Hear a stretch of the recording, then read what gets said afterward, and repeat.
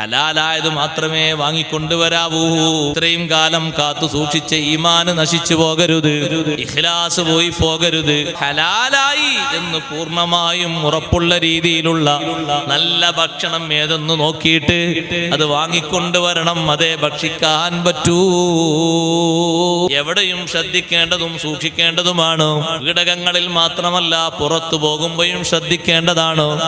സൂക്ഷ്മതയോടെയാണ് കഴിക്കേണ്ടത്.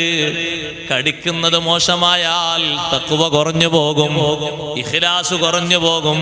കണ്ടില്ലേ, ഇജാബത്ത് കുറഞ്ഞു പോകും, സ്വീകാര്യത കുറഞ്ഞു പോകും. എത്ര ആളുകളുണ്ട്, നബി സല്ലല്ലാഹു അലൈഹി വസല്ലം തങ്ങൾ പറഞ്ഞില്ലേ, എത്ര ആളുകളുണ്ട് അവരുടെ ഭക്ഷണം ഹറാമാണ്, പാനീയം ഹറാമാണ്, ധരിച്ചത് ഹറാമാണ്, ഹറാമിലായിട്ട് നിറഞ്ഞ ജീവിതമാണ്. ഫഅന്നാ യുസ്തജാബു ലിദാലിക, അവനെങ്ങനെ ഉത്തരം നൽകപ്പെടാനാ?